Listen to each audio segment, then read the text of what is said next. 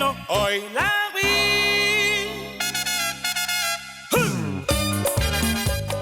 Bonjour à tous, bonjour à toutes pour cette nouvelle vidéo sur l'épidémie de Covid en Colombie. Dans cette nouvelle vidéo, je ne traiterai que d'un premier bilan du premier pic épidémique et de l'évolution au 14 octobre. Je vous rappelle que j'ai fait déjà de nombreuses vidéos qui expliquent déjà en détail les mesures et les événements qui se sont déroulés en Colombie.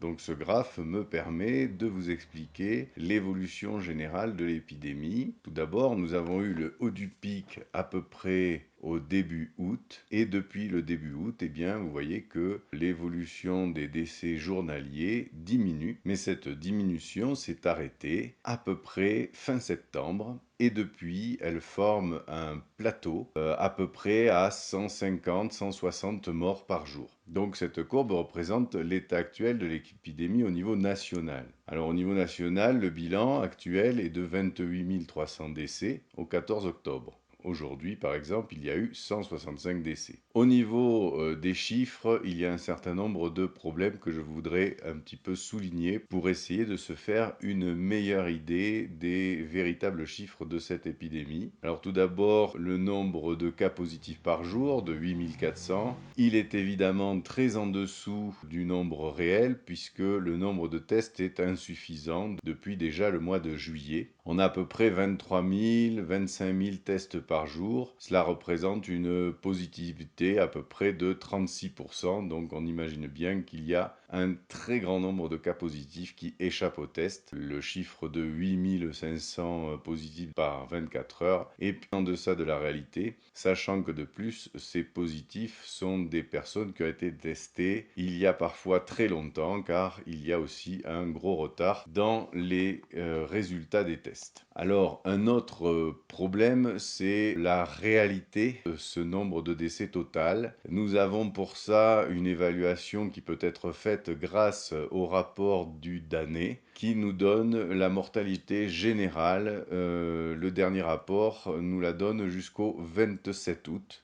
Et vous voyez que dans ce début d'année, là, du 1er janvier au 27 août, eh bien, nous avons eu en Colombie 177 796 décès, alors qu'en moyenne, sur les 5 dernières années et sur la même période, nous aurions eu 149 892 décès. Cela fait donc un excès de décès d'environ 27 900. Alors que le 27 août, on comptait uniquement 19 900 décès par Covid. Donc vous voyez qu'il y a une très grande différence entre le nombre de décès constatés et le nombre de décès identifiés Covid. Cet excès de décès ne peut être dû qu'au Covid et ne peut être que minimum, puisque quand on regarde les autres causes de la mortalité, on s'aperçoit que beaucoup d'entre elles ont au contraire diminué. Donc il faudrait en plus rajouter à ces 27 900 décès tous les décès qui correspondent à la diminution de la mortalité des autres causes. Bon, mais nous n'allons pas rentrer dans ce genre de détails, on va prendre l'hypothèse minimale. Si on projetait avec le chiffre actuel de 28 300 comptabilisés Covid, eh bien, si on projetait l'excès de mortalité réel, on obtiendrait à peu près 39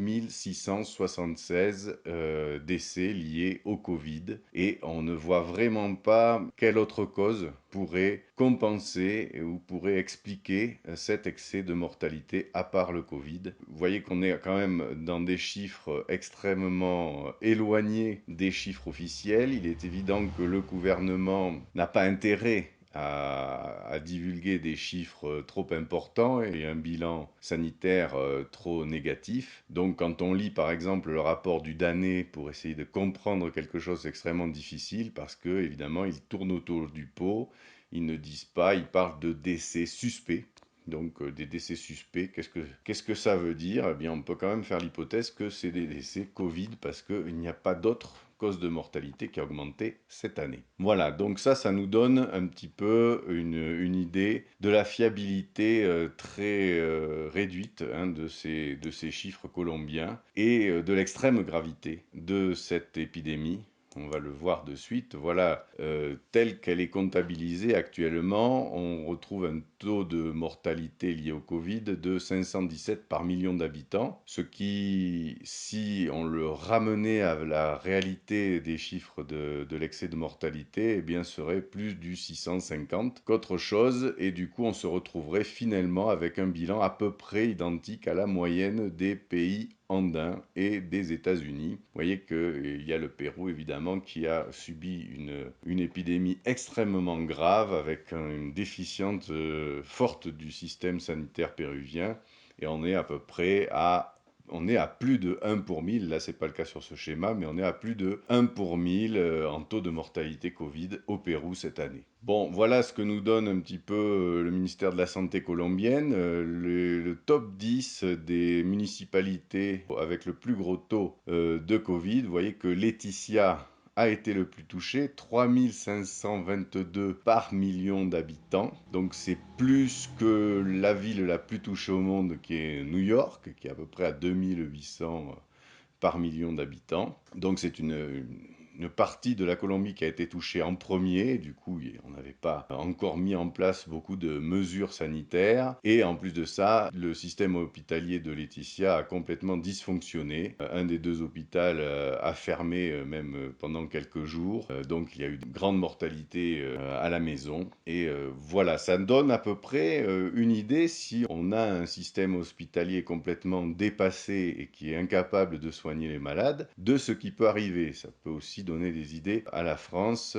savoir un petit peu, point de vue du risque, qu'est-ce qu'on risque exactement. Donc après, là, il y a des villes pas très importantes. Monteria, 1560, et Cienaga, quand même. Monteria, Cienaga sont des villes d'à peu près 100 000 habitants et ont des taux de mortalité extrêmement élevés. À Cienaga, pareil, il y a eu un surbooking hospitalier. Ils n'ont plus reçu les malades à un certain moment, et il y a eu donc une grave mortalité dans cette ville du nord de la Colombie. Par contre, la situation est assez variée à l'intérieur du pays. Donc, il y a les parties où l'épidémie est terminée, l'Amazonie, donc avec Leticia, vous voyez que l'épidémie est terminée depuis début juin, fin mai, début juin, et que depuis, il y a une mortalité très faible liée au virus qui circule donc apparemment assez peu, mais là encore, hein, les chiffres dans la forêt amazonienne sont peut-être à mettre avec des guillemets. Ici, Barranquilla, la ville la plus touchée par le virus, parmi les plus grandes villes de Colombie. Vous voyez qu'elle est finie, pareil, hein, vers mi-juillet, c'était déjà en voie de régression, l'épidémie. Et depuis, on a une pente très faible, à peu près identique à celle de l'Amazonie quand on la ramène au nombre d'habitants, voire peut-être plus faible. Et donc 25 décès par mois à peu près, et le virus circule très peu depuis des mois. On ne voit pas poindre de deuxième vague pour l'instant à Barranquilla, qui est donc la quatrième ville colombienne. Donc ça, c'est des zones où c'est terminé l'épidémie. Ensuite, alors à Carthagène, pareil, dans le nord de la Colombie, hein, sur la côte Caraïbe, l'épidémie est terminée, bien que la mortalité moyenne qui s'est mise en plateau est un petit peu plus élevé, vous voyez, 25 par mois pour une ville qui est beaucoup plus petite. Mais l'épidémie est globalement terminée, on ne voit pas là non plus apparaître de rebond depuis mi-juillet. Ensuite, il y a les parties de la Colombie où l'épidémie n'est pas terminée. Donc l'Antioquia, dont la capitale c'est Medellín, eh bien vous voyez qu'il y a eu à peu près fin août une petite cassure de courbe, donc l'épidémie a baissé son rythme, mais ça reste un rythme très élevé. Vous voyez, 600 décès par mois, c'est quand même un rythme très élevé avec une forte circulation du virus. Et dans toutes les villes que je vais vous citer maintenant, eh bien ça représente certainement une circulation qui est stable, parce que les mesures sanitaires sont stables, et du coup le virus circule en fonction des masques, en fonction des distances sociales, des restrictions. population. Si jamais on fait varier ces mesures, évidemment, il y a de fortes chances que l'épidémie soit reprenne, fasse une deuxième vague, soit augmente son rythme plus ou moins considérablement. Pour Cali et le Valle del Cauca, eh bien, c'est la même chose qu'à Medellín à peu près. Vous voyez, une cassure de courbe et puis un plateau de nouveau avec un rythme moins élevé, mais tout de même à un rythme assez important de décès quotidiens. Enfin, évidemment, je vais vous parler de Bogota. Alors Bogota, c'est la plus grande ville, c'est 8 millions d'habitants, donc ce qui s'y passe va influencer beaucoup ce qui se passe au niveau des chiffres nationaux. L'épidémie à Bogota a atteint son pic vers la mi-août, un petit peu avant la mi-août, et puis depuis fin septembre a atteint un plateau. Donc ici on voit en tant que mortalité ce plateau à partir du 25-26 septembre, hein, c'est difficile à déterminer précisément, mais un plateau qui est quand même assez important aussi et qui ressemble à peu près aux dates, si vous vous souvenez, de l'épidémie au niveau national. Donc si on le regarde dans le détail, au niveau des nombres de décès par jour, eh bien vous voyez bien le haut du pic à peu près au début du mois d'août, et puis le plateau qui apparaît fin septembre, là, 28-29 septembre, le nombre de décès se stabilise à peu près 25-28 décès par jour, donc ça fait à peu près 800 par mois, c'est quand même un rythme élevé de mortalité, mais qui ne varie plus. Alors, on peut évidemment faire plusieurs hypothèses. L'hypothèse la plus probable, c'est celle que je vous ai dit tout à l'heure, c'est-à-dire que c'est une mortalité, un rythme de contamination qui correspond aux mesures qui restent en vigueur. Donc, il est réduit par les mesures, mais il est quand même élevé en valeur absolue. Sinon, peut-être que c'est le bas de la diminution et que très rapidement, ça va remonter. Ça, vu le nombre de jours que l'on a là de recul, quinzaine de jours, c'est un petit peu difficile de savoir ce qui va se passer. Alors pourquoi je vous dis ça? Parce que la mairie de Bogota a prévu un pic début novembre, le haut du pic début novembre. Donc il est peu probable qu'il ait lieu à cette période-là maintenant, puisqu'on est trop proche de cette date-là, ou alors il sera tout petit. Mais il est quand même prévu qu'il y ait un nouveau pic avec cette circulation du virus en fonction des mesures qui sont quand même peu contraignantes. Toutes les activités économiques ont repris, donc il reste les masques, la distanciation sociale. Il n'y a pas trop d'établissements nocturnes, en tout cas d'ouverts, à part un peu le week-end et de façon très réduite. Donc il reste quand même des fortes contraintes pour empêcher le virus de circuler.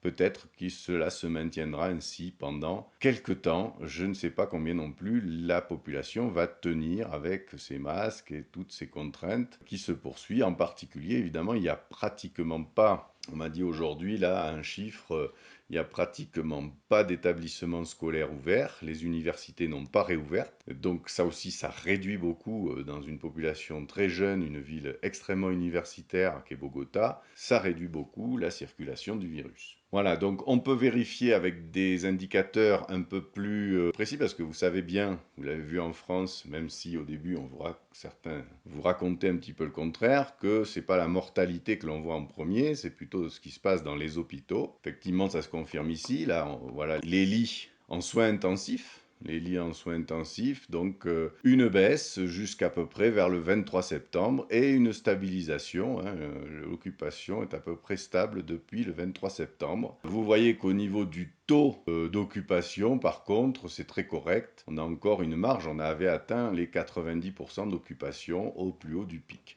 Donc là, on est à 45% pour les UCI, 63% pour les lits d'hôpitaux qui peuvent évidemment, on peut en mettre en place beaucoup plus facilement. Donc il n'y a rien d'urgent, on va dire, et l'épidémie est stable. Voilà, la même chose au niveau des lits hospitaliers. Alors là, on voit quand même que la baisse s'est poursuivie un peu plus longtemps, pratiquement jusqu'au mois d'octobre, et ensuite, elle ne s'est pas tout à fait stabilisée. Ça continue de diminuer. C'est un indicateur qui peut être plutôt positif. Et enfin, un facteur alors là qui est délicat à manier parce que cela dépend évidemment du nombre de tests, mais vu que le nombre de tests reste à peu près stable sur Bogota, on peut lui faire à peu près confiance, c'est le nombre de cas actifs dans la population. Eh bien, il y a le pic, pareil, jusqu'au début août, après ça descend fortement, et ça se stabilise encore une fois vers fin septembre, début octobre, depuis une quinzaine de jours. Donc ça confirme encore ce plateau qui s'est mis en place, à la fois donc sur Bogota, mais vous avez vu aussi qu'il s'est mis en place